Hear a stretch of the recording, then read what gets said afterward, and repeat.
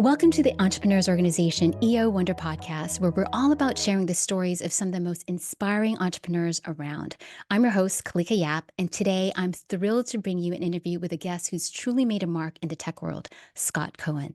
Scott's an entrepreneur's entrepreneur, known for turning groundbreaking ideas into thriving businesses. He's the co-founder of Byte, the game-changing oral care brand that's revolutionized invisible aligners. Under Scott's leadership, Byte reached incredible heights, culminating in a jaw-dropping acquisition by Dentsply Sirona in 2021 for over $1 billion. Scott's journey is remarkable because Byte achieved unicorn status, a billion-dollar valuation, in less than 3 years without raising outside capital. This extraordinary feat marked a first in U.S. history for a privately held company. But Scott's success story doesn't start or end with Byte. He's the entrepreneurial force behind multiple successful ventures, including founder and CEO of 180 Fusion, a leading search engine marketing platform that was acquired by Deluxe Systems and served key roles at Silicon Valley software companies like PSS Systems and Certus, that are both acquired by IBM and Cisco, respectively. His entrepreneurial spirit has been recognized with the prestigious Ernst & Young Entrepreneur of the Year Award in 2021. Beyond his business ventures, Scott dedicates himself to giving back. He serves on the boards of several nonprofit organizations and ensures his companies contribute both locally and nationally through charitable arms. In today's episode, we'll dive into Scott's journey, exploring the insights, challenges, and triumphs of building a company from the ground up. So whether you're a budding entrepreneur or a seasoned business leader, you won't want to miss the wisdom and experiences Scott has to share. Let's get started. Welcome to the EO Wonder podcast, Scott. How have you been? Thank you, Kalika. It's great to be with you. So we both live in the Pacific Palisades. Isn't that nice? We're neighbors. You're very blessed. And it's also nice to know other billion-dollar exits. I know Jamie Simonoff. We went to elementary school together, and then now you. And how exciting to be one of 4 companies that has done this. How do you experience that today in 2024? Well, you don't go into it thinking about, billion-dollar exits. At least I didn't, go into it. It's on the journey, and I've been an entrepreneur since really high school, and in college, started a business at 19, and always, it's taking something from nothing, and what can you build it into to make it great, for your customers, for your employees, for the community. And then, the feeling is the rest will come if you kind of focus on the right journey of that. And, there's a lot of ups and downs along the way. And, it's hard to kind of think at the super macro level when you're in the startup hell, if you will. But now sitting here in 2024, looking back, Byte was a culmination of 25 years, not to date myself, of being an entrepreneur and continuing each time to build on itself, and lessons learned and people met along the way that have contributed so much to everything I've done. It's not me. I always say, I always try to hire people that are smarter than me in the respective disciplines, because it really takes that to get to where we've gotten, and now to be able to, in a position to give back and make a difference in the world, I feel very grateful. So let's start from the beginning of Byte, because that's the company that everyone really wants to talk about. And then we can also talk about your history, because I think people who are listening to this podcast, they want to be entrepreneurs. And I also want to know later on, do you think that entrepreneurs are born and made? So we'll put a pin in that. So Byte, how did you get into oral care? Was there an idea that you had? Yeah, so my co-founder, Blake Johnson, he actually started with the idea because his friend was a prominent orthodontist and shared with him about the industry, I think over a sake or two, before we were in market, kind of thinking about this, but planted the seed with Blake, on the opportunity in invisible aligners. And it's always been traditional with Invisalign and metal braces, which is what I grew up, in that era. But now with, in Invisalign, where the orthodontists and dentists were providing the services of selling Invisalign. And through that education process, there was an opportunity to understand that it could be disrupted with providing a more convenient, more affordable way. And so Blake actually came to me where he already had the idea to run it by me. And we've been best friends since college, and actually have had interest in each other's businesses prior, but had never operated, if you will, together as co-founders. But he brought that to me and kind of, trial ballooning it, I think, on running down the path with the team. And through that is how it came to be. And it ultimately checked a lot of boxes that we were looking for, even though it was outside of our skill set. Neither one of us are dentists, doctors, come from that area. But we felt there was an opportunity that we can bring on, experts that had the domain expertise to complement our business model. So did you also talk it over sake? It may have been over a sake or a tequila or two. That's true. So you've checked the boxes, but you did this in 3 years during COVID. Tell us a little bit about, a lot of businesses failed during COVID. Why was this unique during COVID? It's interesting. We actually launched it prior to COVID, and it was going really well prior to COVID. We were, in March, when COVID just came about into the States. Blake and I were on an airplane coming back from the Midwest as the president was announcing kind of the country shutdown. And we had been in some great meetings with some strategic, Fortune 500 companies that wanted to partner with us at that time, because, we were on a very strong growth curve. Now, what's interesting to your point is COVID was an additional accelerator for us, though. So our business was going like this, and then COVID kind of shot it like that. And, what happened was we had built the business, as you noted at the outset, without taking venture capital funding, which meant that we, like to say there's two kinds of trapeze artists, ones that can have a net under them and ones that don't. And we're the ones that don't. So if we fall, we're done. And so we needed to really be focused on consumer experience and profitability. So those are our two North Stars when we were operating Byte. And so, pre-COVID, we were successful in having an amazing consumer experience where there were great outcomes. And frankly, our consumers were our best friends in terms of providing referrals and marketing opportunities. And second is we needed to do it where we're profitable, because we don't have the venture capital fund sitting out there that if it didn't go right or we're wrong, not the end of the world, we can just put more money into the business or raise more money. And so what we did was created a business that consumers loved, that was super profitable at that time. And then when COVID hit, our competition, which had raised hundreds of millions of dollars, one had gone public, other leading VCs involved, two names that many of you will know, Smile Direct Club and Candid, that were on TV spots, billboards across the country.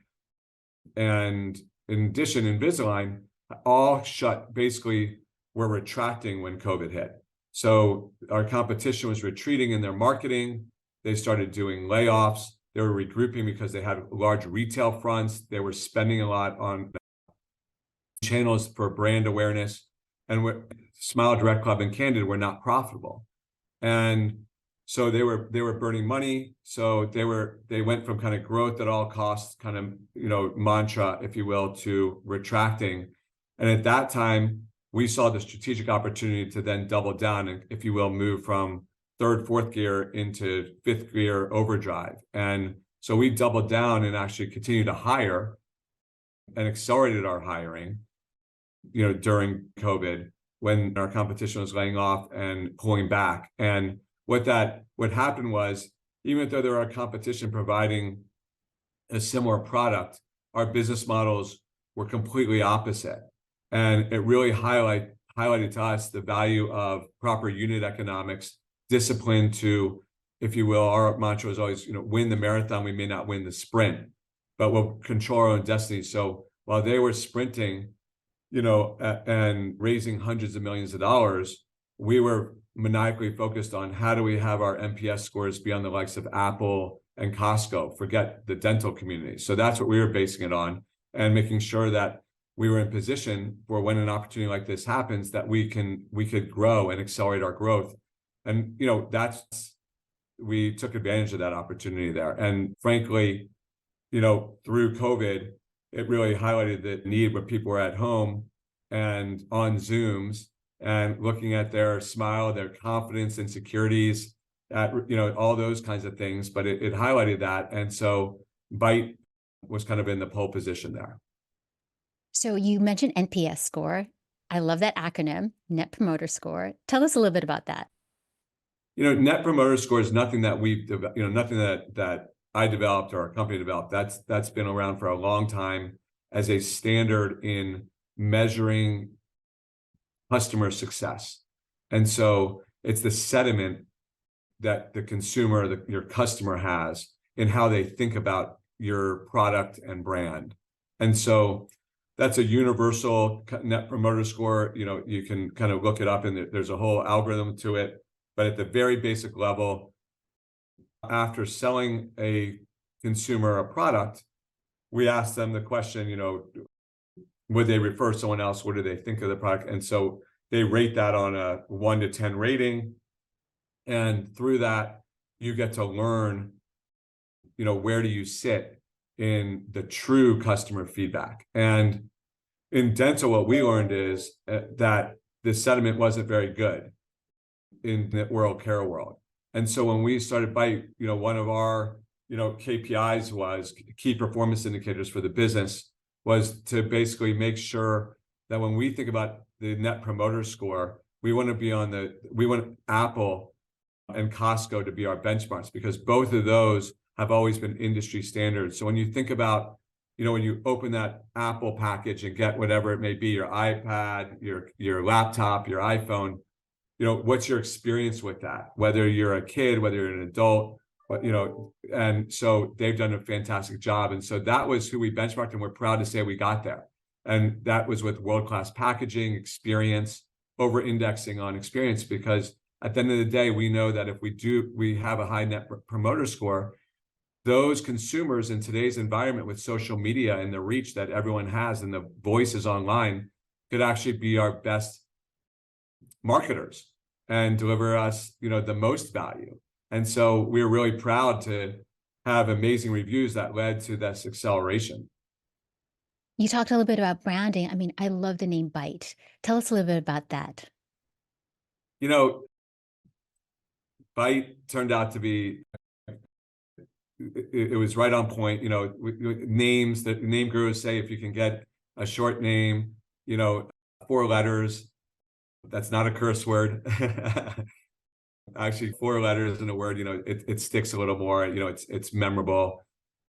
The URL initially wasn't available, but we ended up buying byteme.com and then leaned into that from a brand perspective to make it fun. And that kind of caught, we had t-shirts, Byte Me, and, millennials were loving it and influencers were loving it. And it kind of caught on with the consumers.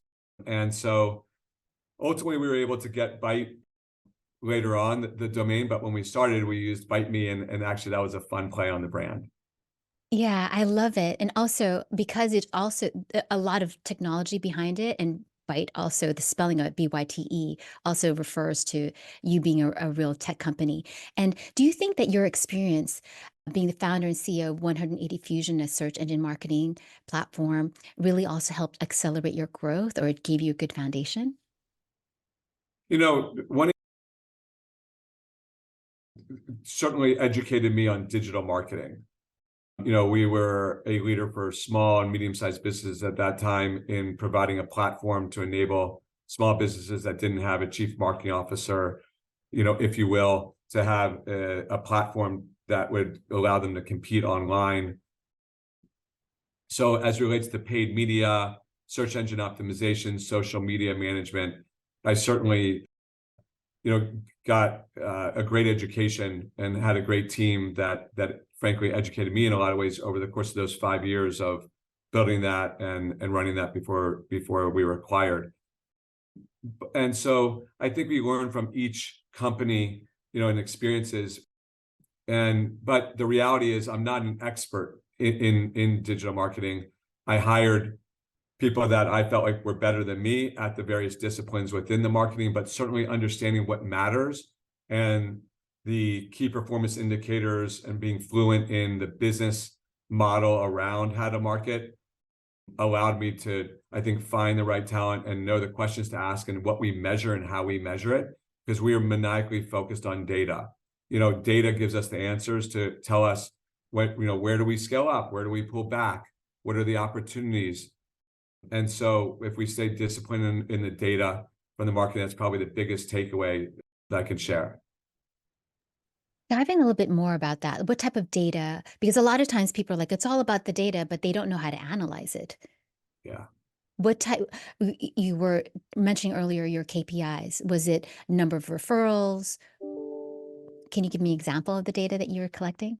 Yeah. I mean, so every part of the business, we have department key performance indicators. And there's, the North Star of our top ones were consumer experience and profitability for overarching. And then drilling down on that, each department area of the business has their various granular opportunities. So whether it's in marketing, yes, we were measuring referrals. We were also measuring, all lead sources, all channels. And then what is the cost of all of those? What's the cost per acquisition, or the CAC?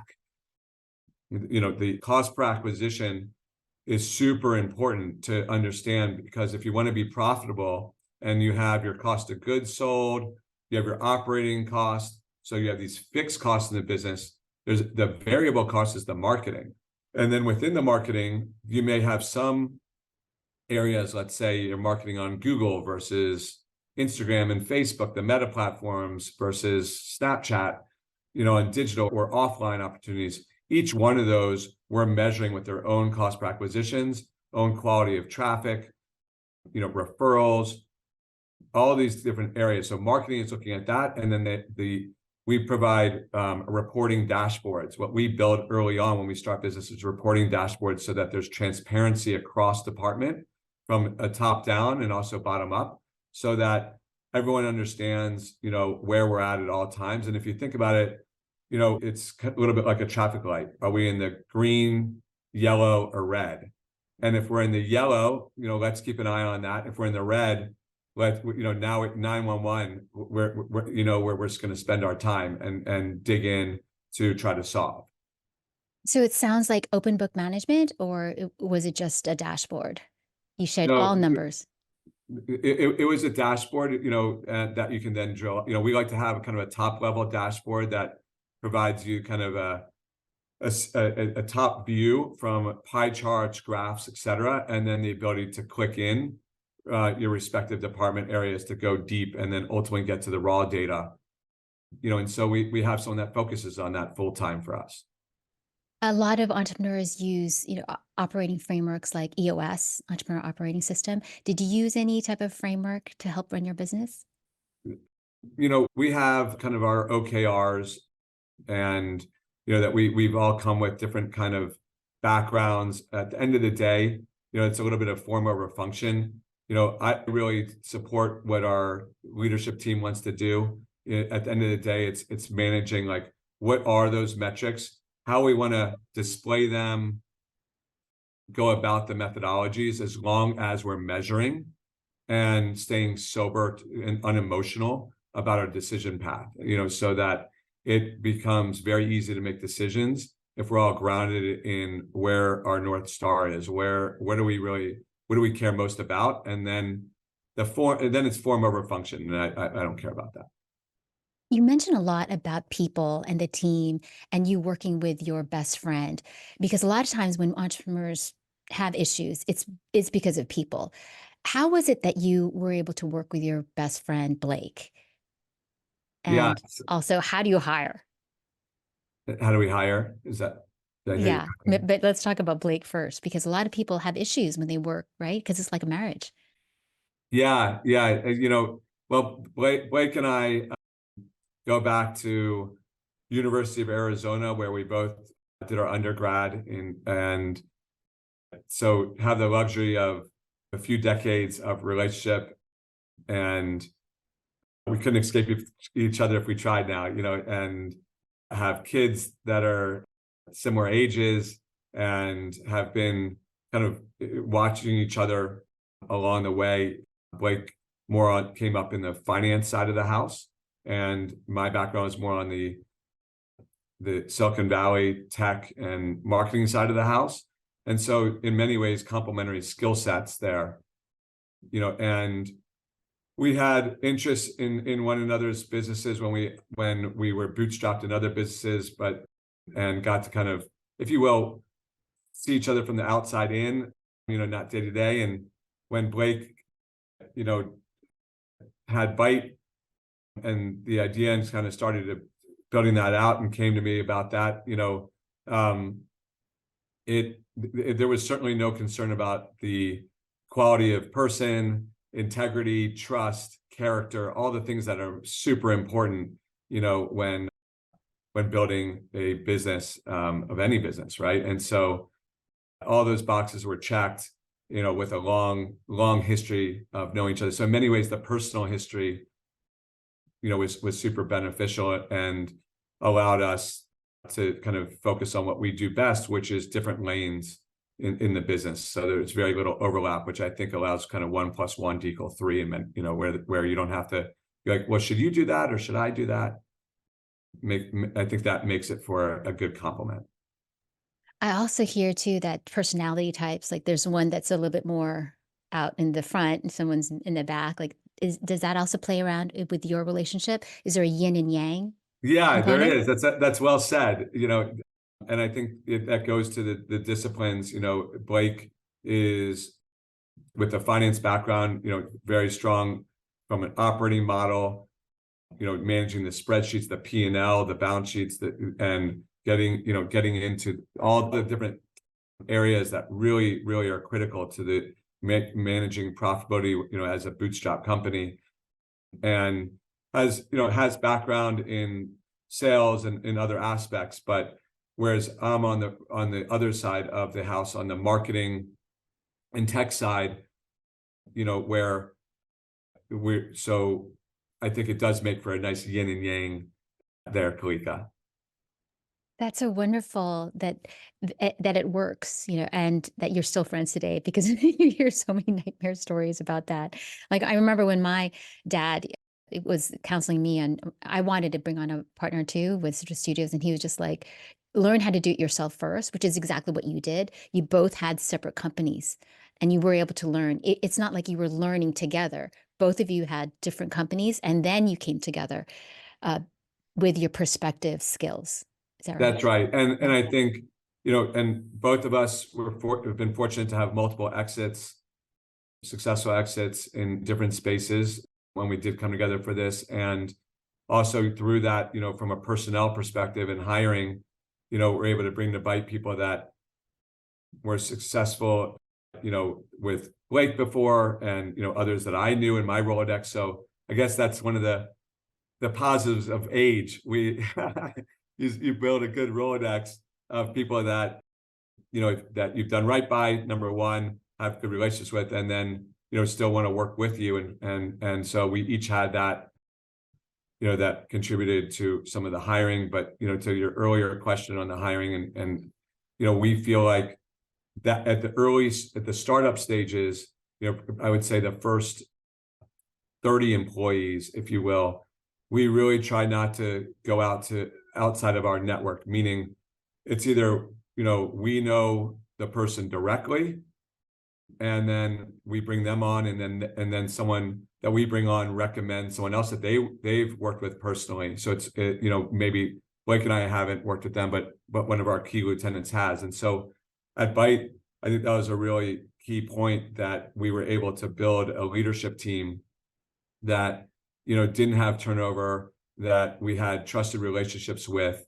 didn't have to go out to the recruiters, and take a flyer based on someone's resume that may look good on paper, but maybe doesn't live up to it, because those mistakes are really, really expensive early on, in a company. Now, as you grow from later on, to get the scale, where Byte was up to about 500 employees when we exited. Obviously, that takes a different route, and you have more traditional hiring. But the foundational level of the values, the integrity, the trust of the first people, I think is so critical. And so I'd say that's one of the things we pride ourselves on, and having alignment where those people on the leadership team are fully aligned in the outcome with us. Did you ever use any personality tests? You know, Myers-Briggs? we did, ultimately, as we grew, we had a head of recruiting and HR, and they did use for different roles, different tests. I couldn't name those off the top of my head. Now, we didn't use those in those initial hires because they were, either direct relationships or one degree of separation. And so, but when you get outside of that, we're certainly open. We use those tools. We do significant reference checks. We do significant background checks, and as much due diligence as possible, to try to make an informed decision when you don't know someone directly. So you use data, but do you also trust your intuition, your gut? I think that's number one, and, is to trust your gut. And, as we've continued on over the years in business, you gain a little more confidence in that. Wish I would have had, that earlier on. But, it's the book Blink, comes to mind, and Malcolm so Gladwell. Malcolm Gladwell. And, there's a lot of truth to that. And, it's trusting your gut, is probably overarching, most important, and at the end of the day, the data will give you lots of insights, but we would say at the end of the day, trust your gut. If it doesn't feel right and the data is still kind of showing okay, trust your gut. And what's interesting about Malcolm Gladwell in his book Blink, he talked about how the people who were successful in using your gut actually had experience. Like when a curator would look at this 18th century painting, they had years of experience. So you are using your gut with experience, with That's a right. lot more success. Well said. Exactly. Okay, so you also were recently at Harvard University. You're one of their case studies. What was one piece of advice that you gave these budding entrepreneurs at Harvard?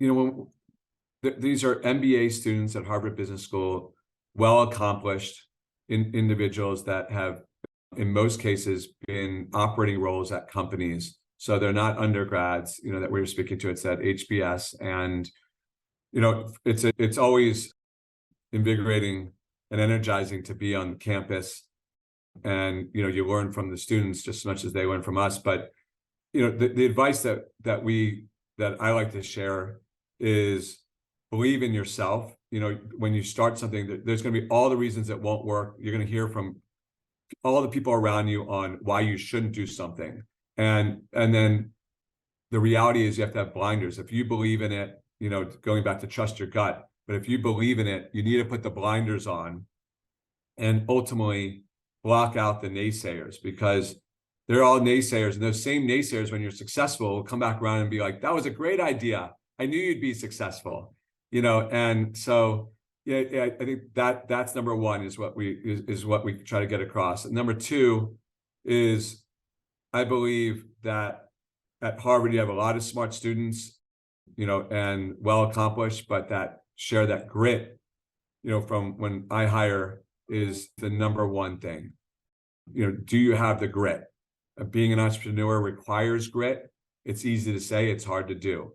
The people you hire, the people you surround yourself with, do they have the grit? Because being an entrepreneur, isn't about, bank hour jobs. It's, 1 week, 1 week it may be, less hours, the next week it may be 100 hours. Do you have the grit to overcome what are inevitable obstacles? There's only one guarantee. Whatever you start with, it's going to change, and there are going to be pivots. And so just getting across to these students, at the end of the day, you're well accomplished. You have lots of opportunities, but don't forget kind of these key characteristics are going to make or break people. What I like about grit is it takes practice. And the fact that they're actually in that Harvard program probably gives them a sense that they've probably fallen in the past and they just keep on keeping on. I don't think that they just wake up one day and have grit. What do you think about that? I think you're spot on. And, I think it can be developed. I think, it's, there's a mindset, it's recognizing how important it is to start with, and recognizing, that going through hard times, right? It's inevitable. And so getting comfortable with that at the youngest age possible, putting yourself in uncomfortable positions. I like to say, get comfortable being uncomfortable. Once you get comfortable being uncomfortable, the world gets a lot easier, because personally, professionally, that's the reality. If you're not uncomfortable, you're probably not reaching. Right. And I also believe that right when you get uncomfortable, there's like this zone of courage that's just there, but it's invisible, that you just have to reach for it. That's right. That's right. And look, being an entrepreneur is not for everyone. Not everyone can get there and reach for it. And but I say being an entrepreneur is a contact sport. So you just need to know going in that it is a contact sport, and get comfortable being uncomfortable. So back to my question, do you think entrepreneurs are born or made? I was asked that several years ago in the press, and I think it's a combination of both.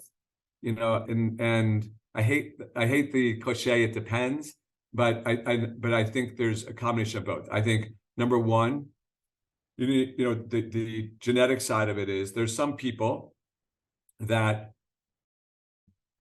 have, are made to be a government employee, are risk adverse to the nth degree, and maybe can be the best government employee, and perform excellent when there's no risk, when they know that their job's not at stake, they know that things are stable, they know that there's a defined box of, this is my salary, these are my hours of operation. And, I think in many ways that it can be a genetic makeup. I have two kids, and they're total opposites, and you see that, and we parent them. They come from the same two parents, and, they're very opposites. And I think, so that's just a reality of, are you, you're born with, a certain aspect of how you think. I think you can, with that being said, I think if that's 50%, the other 50% is, with most people don't fall in that it's one way or the other. There's a gray zone there of where people grow up, and how their experiences are, that dictates this. But then if you have the mindset that you want to do something, that you usually can do it. If you have the mindset and goals and ambition and grit and all those things that we talk about, then the question is, can you get there from the leap to believe in yourself, that it's, and get comfortable that it's okay to fail, and so some people can, some people can't. But if you're kind of in that gray zone, I'd say lean in and get comfortable with your worst case. Worst case. What's the worst case if you fail? Can you pick yourself up, and will the sun rise in the morning to go a different route? And so, that's a mindset. So with your kids, do they have an entrepreneur, I guess, quality like you had when you were in high school?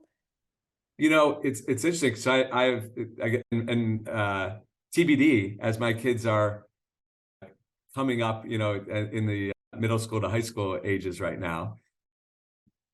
but I have blessed to have two healthy, wonderful children. So it's more of a compliment to my wife. Thank God they have more of her genes. But I have one that sits down and wants to watch Shark Tank with me since she's been 8 years old, and now she's 13, and is constantly talking about business, and just it has a lot of that, I would say, entrepreneur spirit. And then the other one is more of a mathematical brain, and more black and white, and great in school, and may have the opportunity, I would say TBD on that one, but as I think all parents do, you want the best for your kids, and whatever is best for them. I think they both have a chance to be entrepreneurs, but the reality is it's not for everyone, and there's no wrong or right path. It's finding what is right is what's right for the person, to find their happiness, and ultimately what makes them tick. So TBD, but I think for sure I'd say at least 1 for 2 on this. Or she could also be the integrator, right? In the EOS, there's the visionary and there's a person who does all the work, That's right. They may be great partners if they don't beat each other up first. Exactly. Well, maybe they'll eventually be Wonder Twins. Who knows? That's it. So, what motivates you now that you've had this $1 billion? I mean, you working on other project. What motivates you today? You know, it's interesting because some things don't change in terms of what motivates me, and I'm motivated to make a difference in people's lives and in the world, like at the very, very top level, and, get great energy by seeing great outcomes for our employees. At Byte, everyone got paid at the whole company, and seeing the leadership team have life-changing events, and being kind of persevering together, as a team. I enjoy sports. There's a lot like winning a championship together. It's addicting. And when there's so much sacrifice and so much hard work, you appreciate the victory, and I appreciate seeing people's lives change and consumers' lives change. It's unbelievable.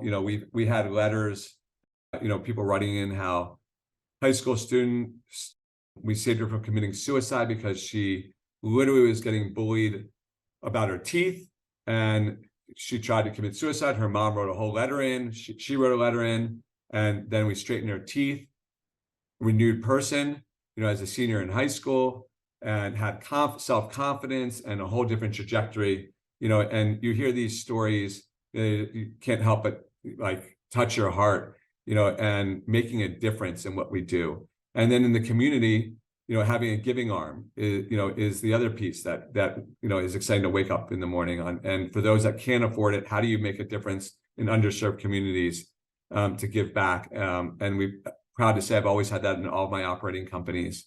So we're at it again. Blake and I, we're gonna be launching companies here in 2024, one in the fitness wellness space called Alter. So alterme.com. So Byte Me worked out, so we go for Alter Me. And that's all about making a difference in the lives of people from the health and wellness side. And so we're super excited about that. And so have a lot of energy, still feel young, even though I guess I'm not young anymore. You look young. But have the drive to see the world, see people change in the world for the better. And if we can do our small part to make a difference, that's really what it's about. And then whatever comes from it, liquidity and outcome, that's the icing on the cake. So, how do you think about philanthropy? I mean, you're already giving back, and I think you donate to the prostate cancer organization. Is that right? And Yes. some other Jewish organizations. How do you decide which organization to give to? Well, personally, and I don't think there's any right or wrong. It's what people have their passion for. For myself and my wife, we've done a lot of thinking about this in the areas that we believe in, that we can impact, and those are in the areas of education, poverty alleviation, health, and community. And so those kind of, if you will, areas are where we put our dollars as well as our time and our family's time. And so feel privileged to be able to support multiple boards. I think I'm on six or seven nonprofit board of directors, but and then give to many other causes in those areas where we can make a difference. Well, it's been so wonderful having such a exciting conversation with someone who's actually gone from bootstrapping to $1 billion. I like that alliteration, from bootstrapping to $1 billion, because you did it. Well, thank you very much, Quick. It's great seeing you and getting together. How does anyone get more information about you? Yeah, they could visit my website that has a bunch of information at scottcohen.com. And you could also get to my LinkedIn from there as well. And I'd love to hear from you. Thank you so much. I really appreciate all your time, and good luck with all your businesses, with using your gut, with believing yourself, and grit, right? Great. That's You'll right. have all the ingredients to a $1 billion company, people. Thanks, Scott. Thank you. Bye-bye.